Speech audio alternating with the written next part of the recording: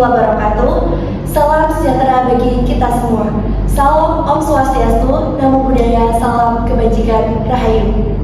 Selamat pagi saya ucapkan kepada Ibu Teresia Pinaka selaku dosen pengampu mata kuliah berbicara dan juga teman-teman sekalian yang sudah hadir pada pagi hari ini.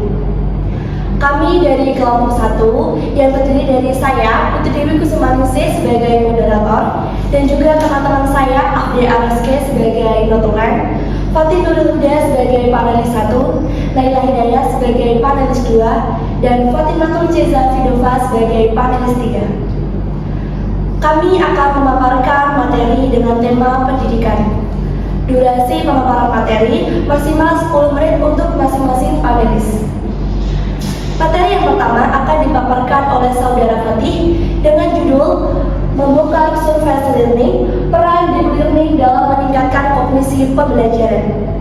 Kepada Saudara Fatih, kami persilakan.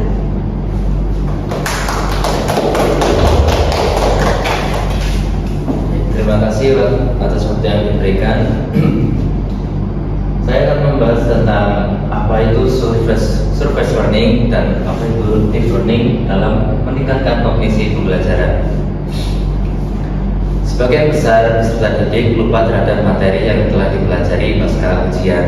Hal ini disebabkan peserta didik belajar dengan cara menghafal tanpa memahami lebih mendalam.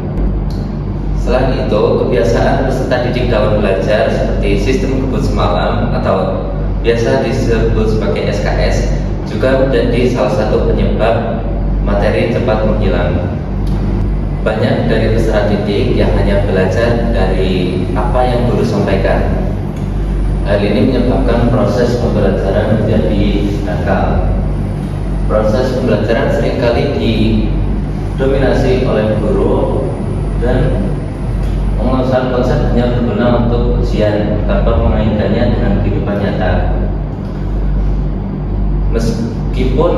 Meskipun pendekatan ini terbilang efektif dan cepat, peserta didik akan kesulitan untuk mengaitkannya dengan konteks kehidupan nyata, sehingga peserta didik kurang memiliki kemampuan untuk berpikir kritis dalam menerapkan materi dalam kehidupan nyata. Oleh karena itu, ada beberapa hal yang perlu dipertanyakan. Mengapa pembelajaran surface learning masih mendominasi dalam sistem pendidikan? Yang selanjutnya, bagaimana strategi penerapan deep learning dalam membantu mengembangkan kemampuan kognisi yang kuat dan relevan di era modern? Dan juga, apa saja langkah praktis yang dapat diambil siswa dalam pendidik untuk beralih dari surface learning ke deep learning dengan tujuan untuk mengidentifikasi faktor-faktor yang menyebabkan dominasi surface learning dalam pembelajaran. Selain itu, menjelaskan peran utama dan manfaat deep learning dalam meningkatkan pemahaman konsep secara mendalam dan merumuskan rekomendasi strategi yang dapat mendukung pembelajaran. Surface learning bertujuan untuk pemahaman singkat. Jadi surface learning itu hanya fokus pada hafalan, alih-alih pemahaman mendalam tentang materi yang diajarkan, sehingga ilmu yang didapat seringkali terlupakan dengan cepat. Selain itu, dalam surface learning, keterlibatan siswa dalam pembelajaran sangat minimal. Siswa cenderung pasif dan tidak terlibat aktif dalam proses pembelajaran, sehingga sulit untuk menghubungkan materi dengan konteks dunia nyata. Surface learning berdampak negatif pada kognisi. Pengetahuan yang diperoleh melalui metode ini seringkali bersifat jangka pendek dan mudah terlupakan, sehingga menghambat kemampuan berpikir kritis peserta didik dan memecahkan masalah. Oleh karena itu, peran deep learning sangat dibutuhkan. Deep learning itu berfokus pada menghubungkan pengetahuan lama dan pengetahuan baru, sehingga membantu siswa untuk mengembangkan pemahaman Deep learning mengembangkan keterampilan berpikir kritis. Siswa itu didorong untuk tidak hanya mengetahui konsep, tetapi juga mengetahui bagaimana dan mengapa sebuah konsep itu berlaku. Deep learning ini dapat muncul dengan adanya motivasi intrinsik. Pendekatan ini seringkali didukung oleh rasa ingin tahu, minat terhadap topik tertentu, dan kesadaran peserta didik akan manfaat pengetahuan dalam kehidupan sehari-hari. Pada beberapa kasus, surface learning tidak sepenuhnya buruk.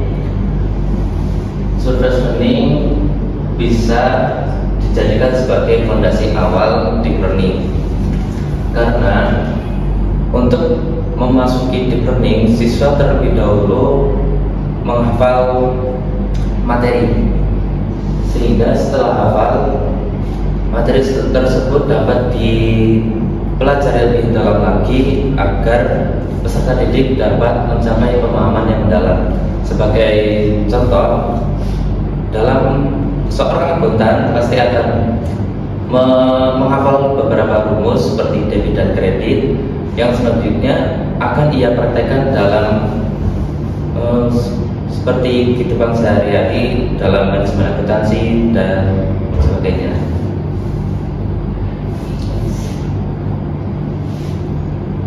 Kesimpulannya adalah surface learning dan deep learning tidak perlu dibertentangan, tetapi dapat bekerja sama secara komplementer. Surface learning menyediakan dasar awal, sementara deep learning memperdalam dan mengubahnya menjadi pengetahuan yang benar-benar bermakna dan dapat diterapkan. Keduanya diperlukan untuk pendidikan yang efektif. Dan ini adalah beberapa saran. Yang pertama adalah strategi pembelajaran yang holistik. Pembelajaran dapat diciptakan dengan lingkungan belajar yang mendorong eksplorasi, diskusi kritis, dan pembelajaran yang interaktif. Meningkatkan evaluasi berbasis kompetensi, yaitu sistem pendidikan dapat menerapkan evaluasi yang lebih berfokus pada pengukuran kemampuan analitis dan penerapan pengetahuan, bukan hanya hasil dari ujian. Dan yang terakhir adalah pemberdayaan siswa. Pendidik atau instansi memberikan ruang bagi siswa untuk mengembangkan motivasi intrinsiknya. Jadi peserta didik tidak hanya memberikan materi untuk diajarkan, tetapi juga mendorong siswa untuk merasa ingin lebih tahu dan menjelaskan kenapa materi tersebut perlu diterapkan dalam kehidupan sehari-hari. Mungkin cukup sekian. Bila ada salah kata, mohon maaf. Terima kasih. Wassalamualaikum warahmatullahi wabarakatuh. Waalaikumsalam warahmatullahi wabarakatuh. Terima kasih saya ucapkan kepada saudara Fatih yang telah memaparkan materi yang sangat luar biasa. Selanjutnya kita akan masuk ke dalam materi yang kedua yang akan dipaparkan oleh saudari Naila dengan judul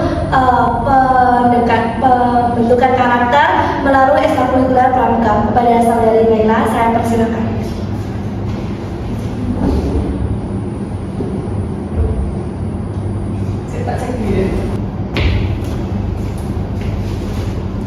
Assalamualaikum warahmatullahi wabarakatuh. Sebelumnya saya ucapkan terima kasih banyak kepada Putri Dewi Kusumaningsih sebagai moderator dalam diskusi pada kali ini yang telah mempersilahkan saya. Di sini saya akan mempresentasikan hasil analisis saya mengenai sebuah pokok pembahasan, yaitu mengenai pendidikan karakter melalui ekstrakurikuler pramuka di sekolah.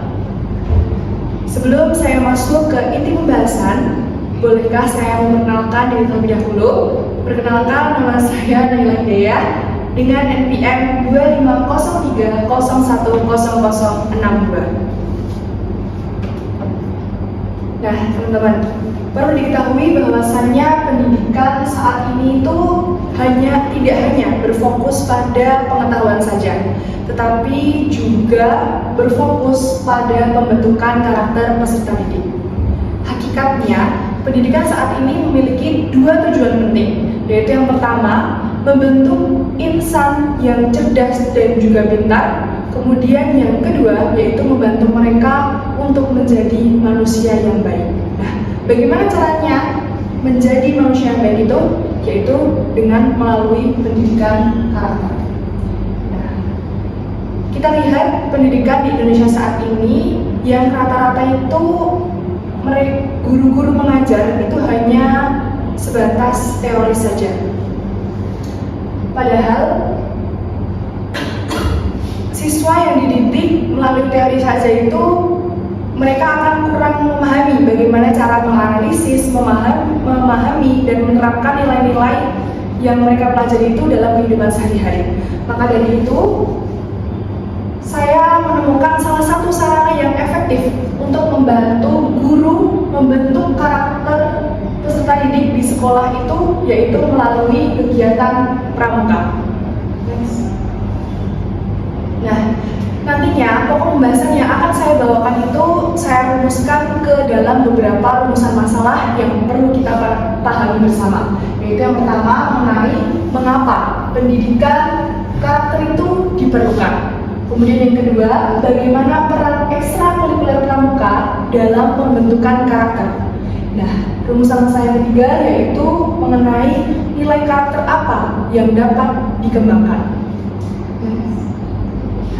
Dengan harapan melalui pembahasan yang akan saya sampaikan nanti, saya dan teman-teman sekalian dapat menjelaskan pentingnya pendidikan karakter, menganalisis peran pendidikan karakter dalam menganalisis peran pramuka dalam pembentukan karakter.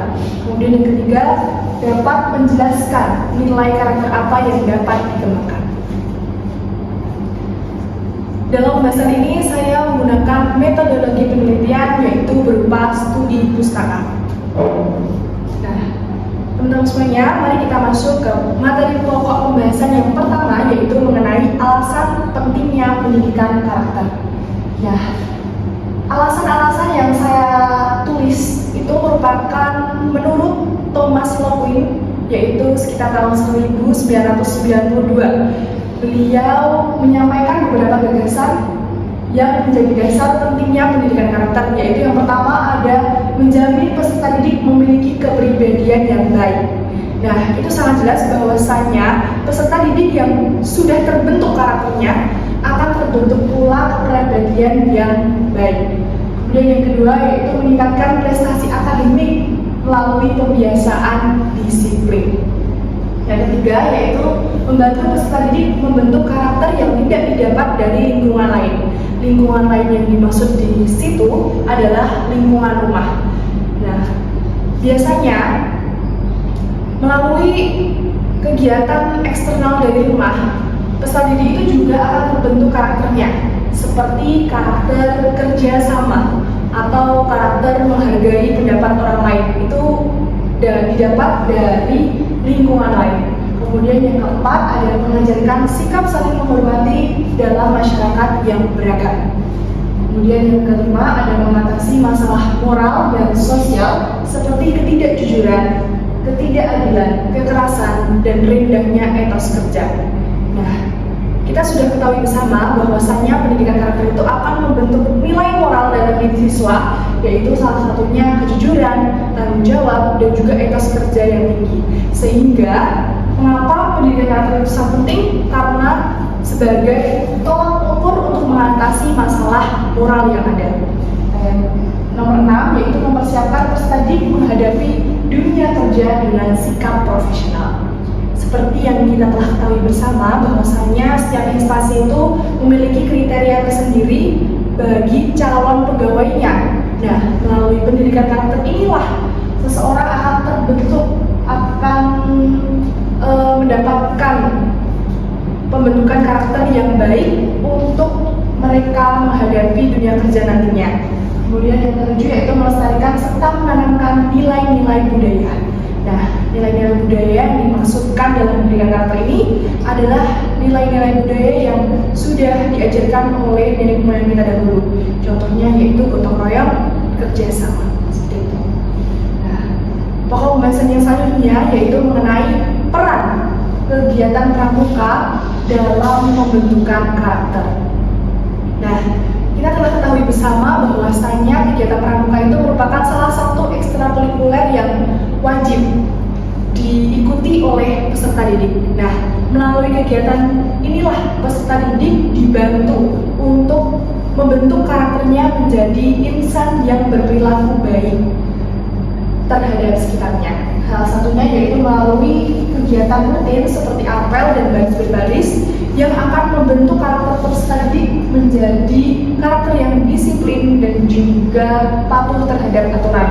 Kemudian yang kedua, melalui kegiatan berkelompok seperti permainan bergu ataupun diskusi, itu akan membentuk peserta didik yang dapat bekerja sama dan juga menghargai pendapat teman-teman yang lain.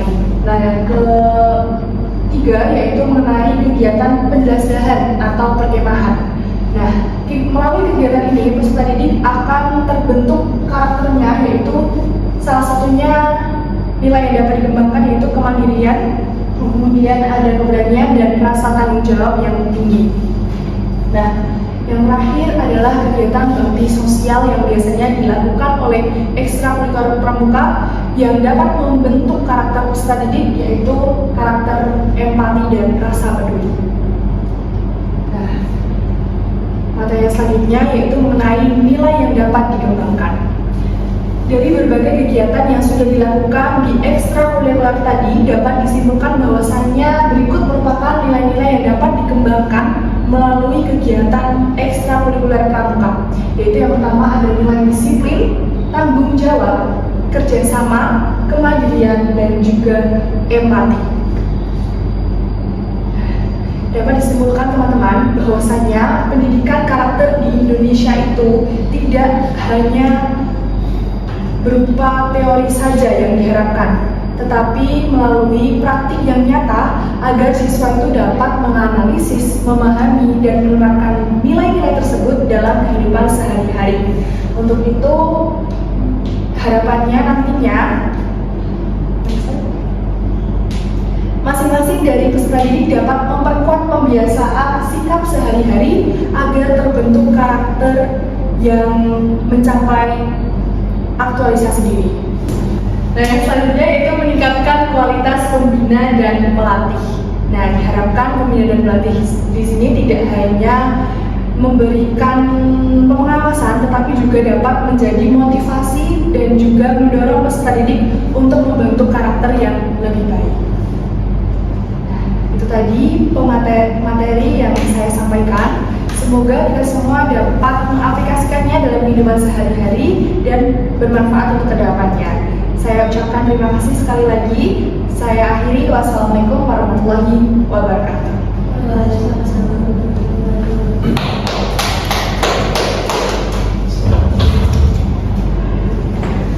Terima kasih kepada staf dari Naila yang telah memaparkan materi tentang pendidikan karakter melalui ekstrakurikuler pramuka. Selanjutnya kita akan memasuki materi yang ketiga yang akan dipaparkan oleh saudari Ceza dengan judul faktor pengaruh efektivitas proses pembelajaran dalam peserta didik. Kepada saudari Ceza, saya persilakan.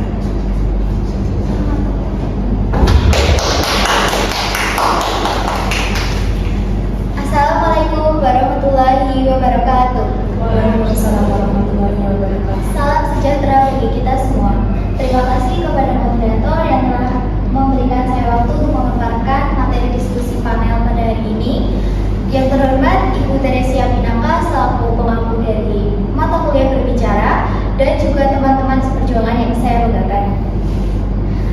Perkenankan saya Fatimatul Ceza Pidova untuk menyampaikan diskusi panel mengenai materi faktor pengaruh efektivitas proses pembelajaran pada peserta didik.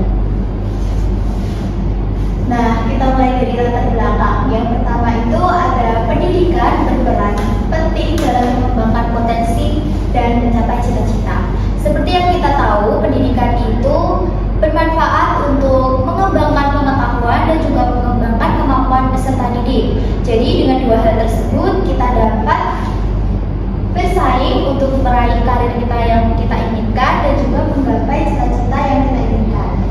Yang kedua, keberhasilan pendidikan ditentukan oleh efektivitas proses pembelajaran. Jika proses pembelajaran yang diberikan itu efektif dan mudah dipahami oleh peserta didik, maka sudah mencukupi suatu tujuan pendidikan, yaitu mencerdaskan kehidupan bangsa. Yang ketiga, pembelajaran yang efektif berarti proses belajar berjalan sesuai tujuan dan hasil yang diharapkan. Nah, pembelajaran yang efektif ini yang diberikan oleh pendidik kepada peserta didik dapat dipahami, dan itu termasuk memenuhi tujuan dan keberhasilan pendidikan.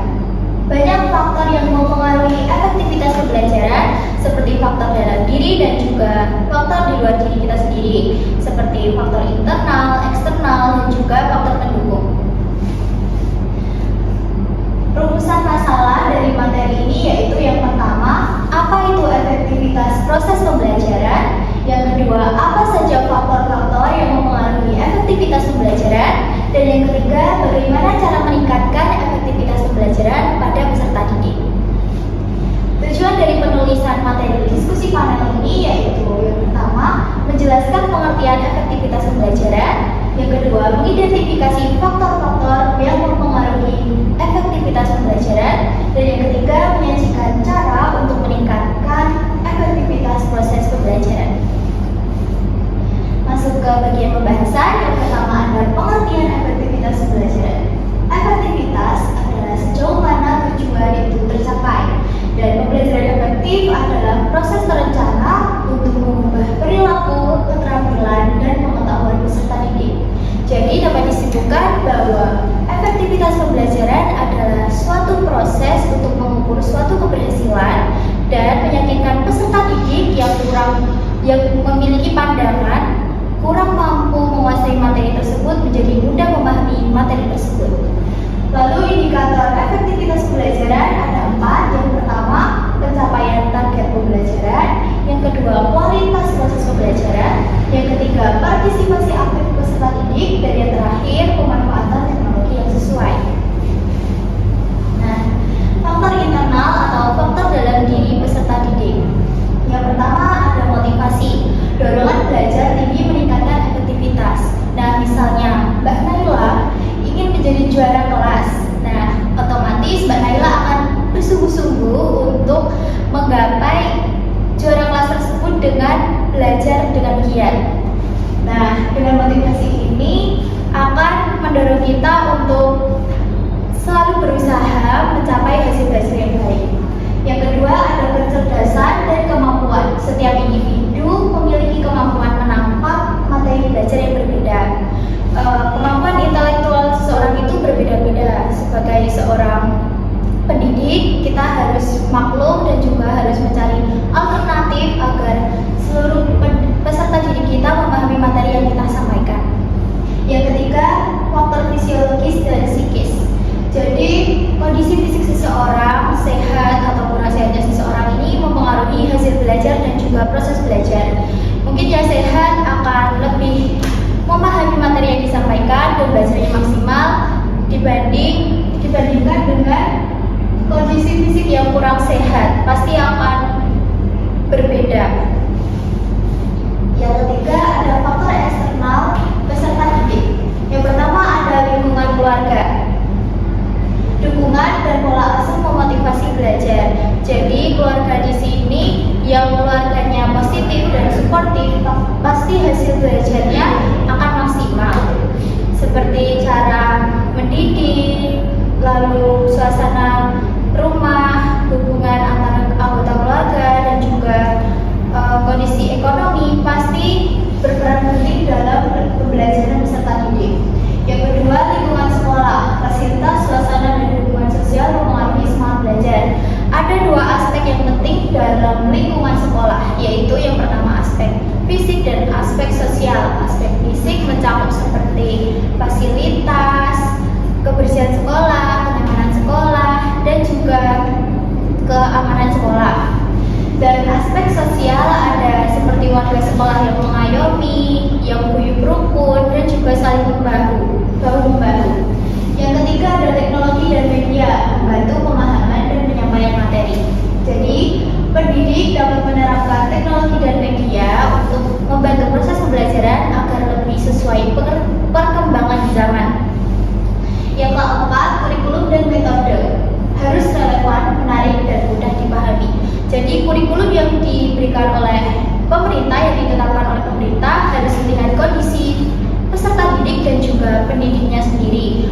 menyusahkan tetapi harusnya memudahkan. Yang keempat ada faktor pendukung proses pembelajaran. Yang pertama ada pendidik yang berkualitas. Jadi pendidik yang dapat memahami peserta didik dan menggunakan metode yang tepat untuk pembelajaran itu akan lebih memotivasi peserta didik agar lebih semangat belajar. Yang kedua, sarana dan prasarana. Nah, fasilitas seperti perpustakaan, laboratorium, atau teknologi yang disediakan oleh sekolah dapat dimanfaatkan oleh peserta didik untuk mengembangkan kemampuan dan pengetahuannya. Yang ketiga, lingkungan yang suportif. Dukungan sosial yang positif meningkatkan semangat belajar. Jadi kalau kita berada di lingkungan yang positif, pasti kita akan semangat untuk belajar. Nah, yang kelima ada cara meningkatkan efektivitas pembelajaran. Yang pertama ada menerapkan metode pembelajaran yang menarik dan sesuai kurikulum. Yang kedua, menggunakan teknologi tepat guna dalam kegiatan pembelajaran. Yang ketiga, memberikan motivasi dan dukungan positif pada peserta didik. Jadi pendidik itu mengapresiasi dan juga memotivasi atau bisa menjadi konselor kepada peserta didik. Kesimpulannya yaitu efektivitas pembelajaran mencerminkan keberhasilan mencapai tujuan pendidikan. Lalu faktor internal, faktor eksternal, faktor pendukung sama-sama berpengaruh besar dalam kegiatan efektivitas pembelajaran. Yang ketiga ada pendidik, orang tua, dan lingkungan itu sangat berperan menciptakan pembelajaran yang efektif. Saran untuk pendidik dan orang tua bisa memotivasi peserta didik atau anak-anaknya untuk lebih semangat belajar. Yang kedua, mengembangkan metode belajar yang inovatif dan juga menarik. Yang ketiga, menggunakan teknologi secara tepat guna, bukan disalahgunakan. Dan yang keempat, ciptakan lingkungan belajar yang suportif. Dan yang kelima, meningkatkan kualitas pendidik melalui pelatihan atau training. Nah, mungkin itu saja yang dapat saya sampaikan. Apabila ada kurang lebihnya, saya mohon maaf. Sekian, terima kasih. Wassalamualaikum warahmatullahi wabarakatuh. Terima kasih saya ucapkan kepada saudari Jeza yang telah memaparkan materi yang sangat luar biasa. Selanjutnya kita akan memasuki sesi tanya jawab. Saya akan memberikan beberapa pertanyaan kepada panelis. Saya akan memberikan pertanyaan kepada panelis pertama yaitu Saudara Fatih yang membahas tentang peran deep learning dalam membangun kognisi dalam pembelajaran. Pertanyaan saya, menurut Saudara Fatih, strategi apa yang paling efektif dalam mendorong siswa yang awalnya itu pembelajaran surface learning menjadi deep learning? Apakah dapat dipahami? Bisa langsung dijawab.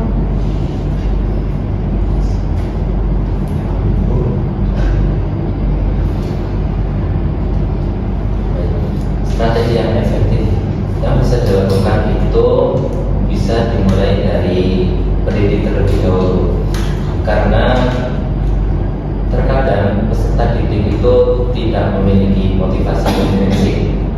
Jadi untuk menumbuhkan motivasi intrinsik tersebut, pendidik harus mengetahui terlebih dahulu bagaimana sih agar peserta didik itu memunculkan motivasi intrinsiknya, memunculkan rasa keingintahuannya, memunculkan minatnya terhadap suatu topik, agar dalam kedepannya peserta didik tersebut dapat dalam pembelajarannya peserta didik dapat memahami lebih mendalam dan juga pembelajaran tersebut akan bermanfaat untuk peserta didik tersebut ke depannya. Baik, sudah. Terima kasih atas jawaban yang telah diberikan oleh Saudara Fatih. Saya simpulkan kembali bahwa strategi yang paling efektif menurut Saudara Fatih itu bisa dari pendidik yang mengasih motivasi kepada peserta didiknya. Selanjutnya pertanyaan kedua saya akan berikan kepada Saudari Naila yang membahas tentang pembentukan lingkungan pramuka. Menurut Mbak Naila nih, apakah pembentukan karakter itu efektif diterapkan mulai dari jenjang yang paling awal atau jenjang SD? Begitu. Baik, terima kasih ya Mbak Putri atas pertanyaannya. Cukup bagus. Izin menjawab. Pembentukan karakter itu sebenarnya sudah sangat efektif diterapkan dari kecil atau dari awal, bisa dari SD.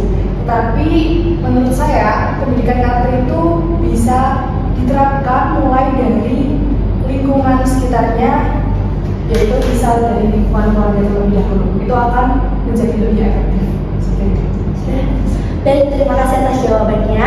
Saya simpulkan kembali bahwa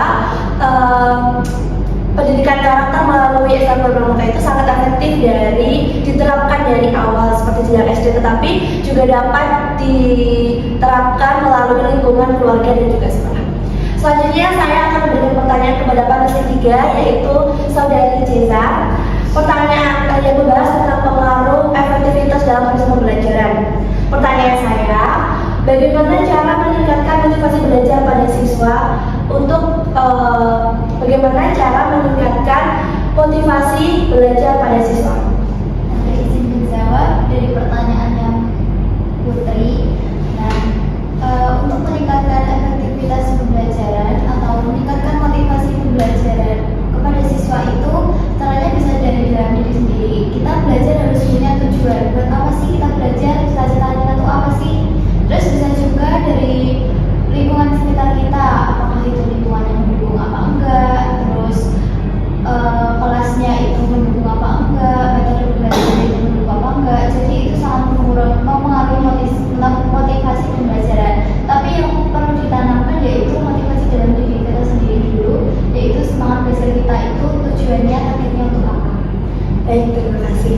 Saya simpulkan kembali dari jawaban Saudari Jeza. Motivasi yang paling penting itu ada dari dalam diri sendiri dan juga lingkungan keluarga. Selanjutnya, mari kita simak beberapa poin penting yang telah disampaikan.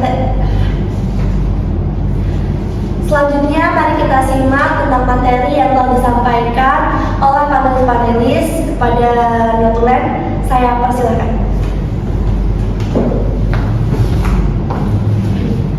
Sebelumnya terima kasih kepada moderator telah memberikan saya kesempatan untuk menjelaskan apa yang sudah tadi dibahas oleh panelis 1, panelis 2, dan panelis 3. Untuk yang pertama, topik berjudul Membongkar Surface Learning, Peran Deep Learning dalam Meningkatkan Kognisi Pembelajaran yang telah disampaikan oleh Saudara Fatih Nuril Huda. Peserta didik menggunakan sistem kebus semalam atau SKS yang berfokus pada hafalan jangka pendek. Peserta didik akan sulit mengaitkannya dalam kehidupan nyata. Oleh karenanya, diperlukan deep learning, yaitu untuk mengembangkan keterampilan berpikir kritis peserta didik, serta deep learning itu didukung rasa ingin tahu yang tinggi oleh peserta didik. Penggabungan surface learning dan deep learning itu dimulai dari hafalan terlebih dahulu, kemudian dipraktikkan dalam kehidupan nyata, sehingga keduanya itu sangat diperlukan agar pembelajaran berjalan lebih efektif.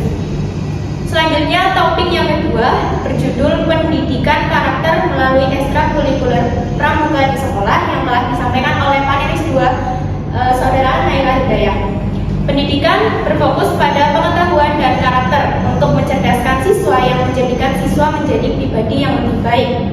Melalui kegiatan pramuka, itu dapat menjadikan peserta didik berkepribadian baik, meningkatkan prestasi akademik dengan membentuk karakter peserta didik yang tidak dapat dari lingkungan rumah, mengajarkan sikap saling menghormati, mengatasi masalah moral dan sosial, pembentukan karakter untuk persiapan dunia kerja, serta meningkatkan nilai budaya yaitu rasa kerjasama dan juga gotong royong. Membentuk peserta didik yang disiplin terhadap aturan, salah satunya kegiatan perkemahan yaitu untuk membentuk rasa kepedulian dan kemandirian. Selanjutnya, topik yang terakhir yang telah disampaikan oleh Saudara Fatimatul Jeza Widova mengenai faktor pengaruh efektivitas proses pembelajaran pada peserta didik. Pendidikan mengembangkan potensi dan cita-cita peserta didik. Keberhasilan pendidikan ditentukan oleh efektivitas pembelajaran. Efektivitas pembelajaran itu disebut oleh proses rencana membantu peserta didik memahami pembelajaran. Untuk membentuk efektivitas pembelajaran, diperlukan faktor-faktor. Yang pertama dari faktor internal peserta didik. Motivasi, kecerdasan, dan kemampuan tiap peserta didik berbeda-beda, dan juga faktor fisiologis dan psikis. Yang kedua, faktor eksternal peserta didik. Dari mulai lingkungan keluarga, lingkungan sekolah, yang terdiri dari aspek fisik dan sosial, serta teknologi dan media yang membantu penyampaian materi itu lebih mudah dipahami oleh peserta didik. Untuk yang terakhir ada kurikulum dan metode, serta faktor pendukung. Yang pertama, pendidik harus berkualitas.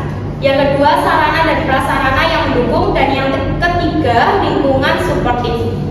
Cara meningkatkan efektivitas pembelajaran. Yang pertama, menerapkan metode pembelajaran yang menarik dan sesuai dengan kurikulum. Yang kedua, menggunakan teknologi tepat guna kegiatan belajar. Dan yang ketiga, memberikan motivasi dan dukungan positif pada peserta didik. Untuk simpulan dari pertanyaan yang telah disampaikan oleh moderator dan ditanggapi oleh para panelis, baik untuk yang pertama, pertanyaan untuk panelis 1, strategi apa yang paling efektif untuk membangun pembelajaran surface learning dan deep learning? Kemudian tanggapan yang diberikan oleh panelis dimulai dari pendidik terlebih dahulu untuk menumbuhkan motivasi intrinsik terhadap suatu topik, yaitu agar peserta didik dapat memahami lebih mendalam dan bermanfaat untuk peserta didik ke depannya. Baik, untuk pertanyaan yang kedua, yaitu ditujukan kepada panelis 2, apakah pembentukan karakter kegiatan pramuka efektif diterapkan dari mulai sekolah dasar? Tanggapan yang telah diberikan, pembentukan karakter ini sangat efektif dimulai dari sekolah dasar. Akan tetapi, lebih efektif lagi jika dimulai dari lingkungan keluarga, sehingga peserta didik akan lebih mempunyai pembekalan dari lingkungan dasarnya. Untuk pertanyaan yang ketiga, ditujukan kepada panelis 3, Fatimatul Jeza, bagaimana cara meningkatkan motivasi belajar bagi siswa? Tanggapan yang telah diberikan dari dalam diri sendiri, yaitu untuk menumbuhkan semangat dan apa sih target dari belajar itu sendiri, serta lingkungannya yang mendukung. Sekian dari saya kembalikan kepada moderator. Terima kasih yang ucapkan kepada Natul Afri Araske yang telah memaparkan poin-poin penting pada diskusi panel kita pada hari ini. Baik, sekian pemaparan diskusi panel oleh kelompok 1. Saya Putri Wismarise sebagai moderator pamit undur diri. Semoga materi yang telah dipaparkan dapat dipahami dan bermanfaat bagi teman-teman semua. Terima kasih, mohon maaf apabila ada salah kata. Wassalamualaikum warahmatullahi wabarakatuh. Waalaikumsalam.